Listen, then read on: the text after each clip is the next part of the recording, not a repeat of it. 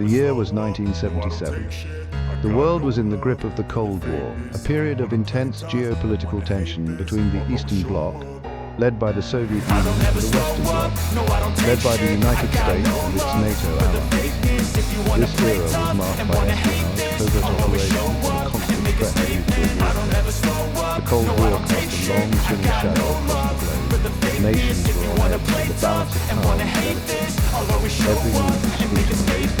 Everything I do so instinctive and so passionate. Every word I move so descriptive like an adjective. I got a vendetta against people who patented being negative when you should be getting after it. The stakes were just as I got high. facts over The facts country over was a key tracks. player in the intelligence sharing network known as the Five Eyes, which included the United States, the United Kingdom, Canada, and New Zealand. This alliance was crucial for maintaining global security and countering the Soviet threat. Yet within this network of trust and cooperation, the chilling truth lay hidden. The very fabric of Australia's security was being undermined from within. Ian George Peacock, a senior officer in ASIO, Australia's own intelligence agency, was a traitor. Peacock was not just any officer.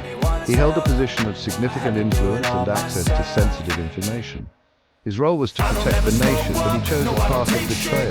He had pledged his allegiance to the enemy, the Soviet Union's KGB, betraying his country and the trust placed in him. This was not a decision made lightly, it was a calculated move that required careful planning and execution. Peacock's betrayal cut deep, striking at the heart of Australia's security apparatus. The implications were profound, affecting not just ASIO, but the entire intelligence community. Trust, once broken, is hard to rebuild, and the damage caused by Peacock's actions would be felt for years to come. For years he operated under the noses of his colleagues, a wolf in sheep's clothing. His ability to blend in, to appear loyal and dedicated, made his betrayal all the more insidious. He gathered information passed on to his Soviet handlers and continued to climb the ranks within ASIO. His actions would have far-reaching consequences, jeopardizing Australia's intelligence sharing relationship with its closest allies, the United States and Great Britain. The trust that underpinned these relationships was shaken, and the repercussions were felt at the highest levels of government. The revelation of Peacock's treachery sent shockwaves through ASIO and the Australian government. The news was met with disbelief and anger. How could someone so trusted, so integral to the nation's security, betray everything they held dear? The sense of betrayal was palpable. Colleagues who had worked alongside Peacock, who had shared in the mission to protect the nation, were left questioning their own judgment. The impact on morale was significant, and the search for answers began in earnest. The search for answers would be long and arduous, shrouded in secrecy and shadowed by the lingering spectre of the Cold War. Investigations were launched, files were scrutinized, and every aspect of Peacock's career was examined in detail. The goal was to understand how such a betrayal could have occurred and to prevent it from happening again. Peacock's story is a stark reminder that betrayal can come from the most unexpected places, and its consequences can reverberate for decades. It serves as a cautionary tale for intelligence agencies worldwide, highlighting the need for vigilance and the constant threat posed by those who would seek to undermine national security. It is a tale of espionage, deceit, and the enduring struggle between East and West during one of history's most tumultuous eras. The Cold War may have ended, but the lessons learned from this period continue to resonate, reminding us of the ever-present need to safeguard our nations from those who would betray us from within. Australia, in the throes of the Cold War, was a nation grappling with its place on the world stage. The global tension between the United States and the Soviet Union had far-reaching implications, and Australia, as a Western ally, found itself deeply entwined in this ideological battle. The fear of communism infiltrating Australian society was palpable, and the government took extensive measures to counteract this perceived threat. The threat of communism loomed large, casting a long shadow over the nation's psyche. Propaganda was rampant, with posters and media campaigns designed to instill fear and vigilance among the populace. Anti-communist sentiment was not just a political stance, but a pervasive part of everyday life, influencing public opinion and government policy alike. ASIO, still in its relative infancy, bore the immense responsibility of safeguarding Australia's national security from the perceived communist threat. Established in 1949, the Australian Security Intelligence Organisation quickly became the front-line defense against espionage and subversion. Its agents, though few in number, were tasked with the monumental job of protecting the nation from both external and internal threats. The Petrov affair, a watershed moment in Australian espionage history, had thrust ASIO into the spotlight. In 1954, the defection of Vladimir Petrov, a Soviet diplomat, revealed the extent of Soviet espionage activities in Australia. This incident not only exposed a vast spy ring, but also highlighted the vulnerabilities within Australia's own security apparatus. Vladimir Petrov, a Soviet diplomat, defected to Australia in 1954, exposing a vast Soviet spy ring operating within the country. His defection was a dramatic event, complete with cloak-and-dagger elements that captured the public's imagination. Petrov's revelations were a wake-up call, underscoring the need for a more robust and effective intelligence service. The affair sent shockwaves through Australian society, highlighting the very real threat of espionage and the need for a robust intelligence service. Newspapers were filled with stories of intrigue and betrayal, and the public's awareness of the espionage threat reached new heights. The government responded by increasing funding and support for ASIO, recognizing the critical role it played in national security. ASIO, however, operated largely in the shadows, its methods and inner workings shrouded in secrecy. The agency's covert nature was both its strength and its Achilles heel as it navigated the delicate balance between effective intelligence gathering and maintaining public trust. Its agents were trained in the art of surveillance, counter-espionage, and covert operations, often working under the cover of darkness to protect the nation.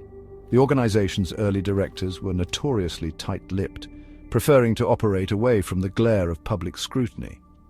Figures like Charles Spry, who led ASIO from 1950 to 1970, were instrumental in shaping the agency's direction and policies. Their leadership was marked by a commitment to secrecy and a relentless pursuit of those deemed a threat to national security. ASIO's tactics evolved over time, from seeking defections to expelling suspected spies and eventually running their own agents. The agency adapted to the changing landscape of international espionage, employing a range of strategies to counteract the ever-present threat of Soviet infiltration. This evolution was driven by both necessity and the lessons learned from past operations. The agency's primary focus was countering Soviet espionage activities within Australia. This involved not only identifying and neutralizing Soviet agents, but also understanding the broader strategies and objectives of the Soviet Union. ASIO's work was critical in ensuring that Australia remained a secure and stable ally in the global fight against communism. ASIO officers worked tirelessly to identify and neutralize Soviet agents, often engaging in elaborate surveillance operations and cultivating networks of informants. These efforts required a high degree of skill, patience, and discretion as agents navigated the complex web of espionage that characterized the Cold War era.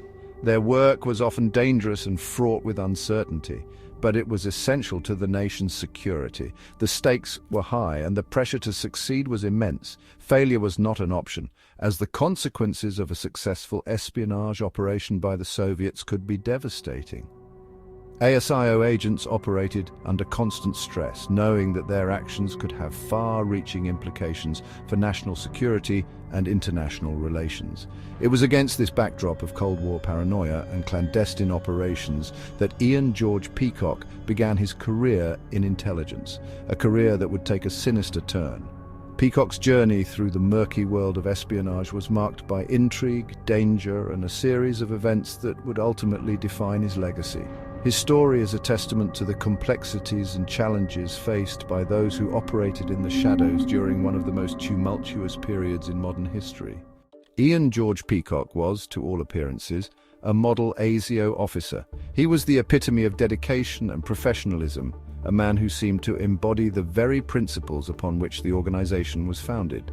A decorated veteran of World War II, Peacock had earned numerous accolades for his bravery and service. Having served as a fighter pilot in the Royal Australian Air Force, he was known for his exceptional flying skills. and his unwavering courage in the face of danger. He joined ASIO during its formative years, bringing with him a wealth of experience and a reputation for excellence. He was among the first generation of recruits tasked with protecting Australia from the perceived communist threat. The Cold War era was a time of intense suspicion and espionage, and Peacock was at the forefront of this battle. Peacock's early career was marked by success. He was involved in numerous high-profile operations that bolstered ASIO's reputation.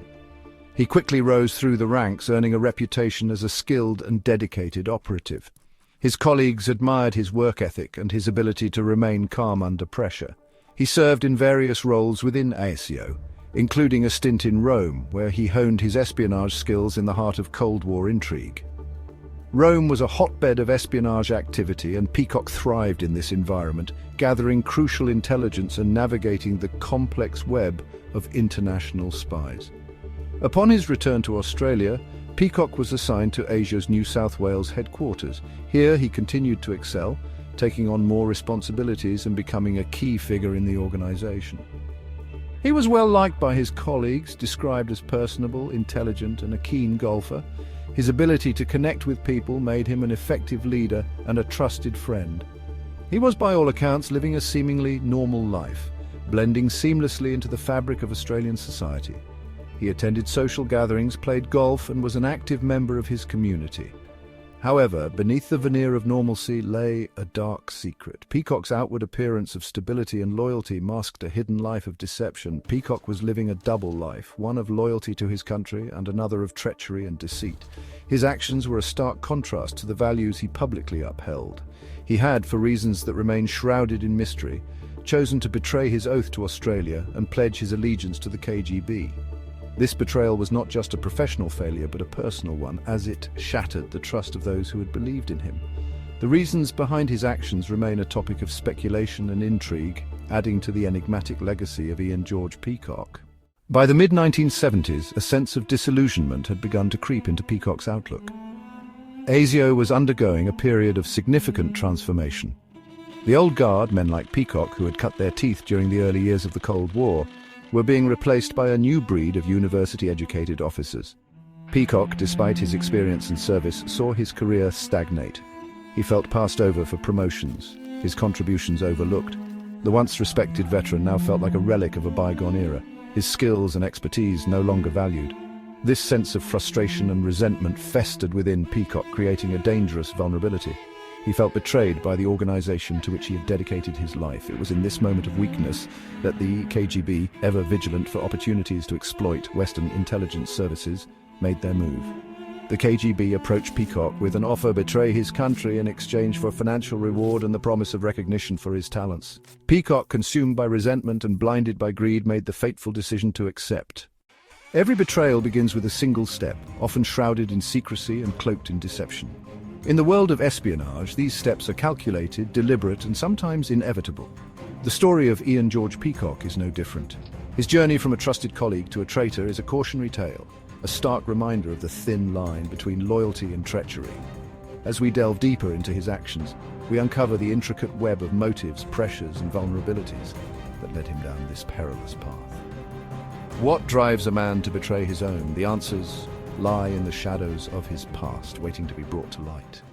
In the shadowy world of espionage, MIRA stands as a pivotal element. Its operations, shrouded in secrecy, have often been the linchpin in numerous intelligence coups. But what exactly is MIRA, and how does it function within the intricate web of international espionage? The relationship between a mole and his handler is one of the most delicate and clandestine in the world of espionage. Trust, deception, and manipulation all play crucial roles. This bond can make or break entire intelligence operations, often with far-reaching consequences. When a nation's security is compromised, the ripple effects can be felt far and wide. The breach of sensitive information not only endangers lives, but also undermines the trust and stability of governments. The implications are profound and the stakes incredibly high. Unmasking a traitor is just the beginning. The quest for answers that follows is a complex journey, fraught with challenges and revelations. What drove the betrayal? Who else was involved? And most importantly, how can such breaches be prevented in the future? These questions demand answers as the pursuit of justice and security continues.